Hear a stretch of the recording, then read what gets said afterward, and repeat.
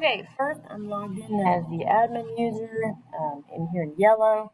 Then I'm creating my required group, so I type sudo, then I add the group, so group add, and then each group gets added individually. Okay, next I assign the passwords by typing sudo. This is like a get password, and then each individual group, so HR, and then I type in the password, so each one has their own password.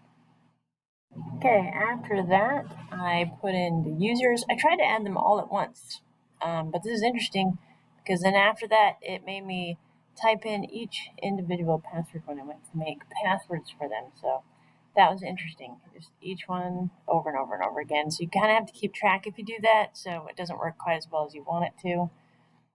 Here's the passwords. I did everybody at once, and then it just down.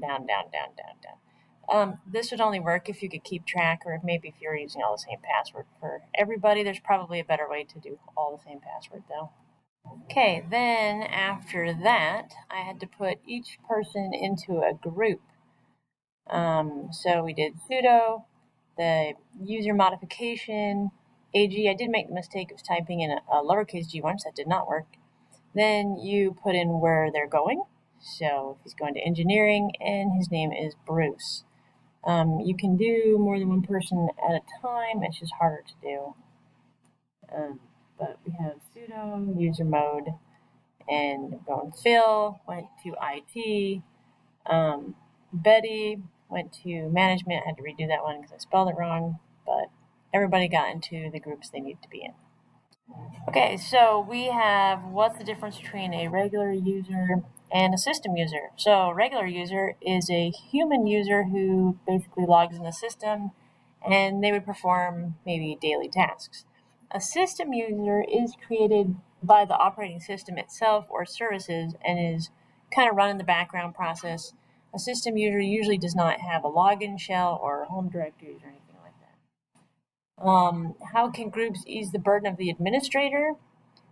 So if I make these different groups, they would allow me, the administrator, to assign permissions to multiple users at once. So I wouldn't have to do it every single time that I put a new person in.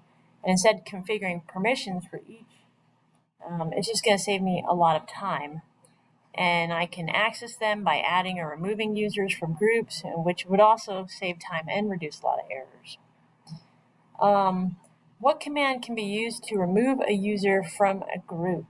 So we were typing in sudo get password, and then up here, this is just sudo. We're not doing passwords right now, but we sudo get password, and then we do a -d sign, and then the user's name and whatever group name that we wanted to get them out of the group. So this concludes my demonstration.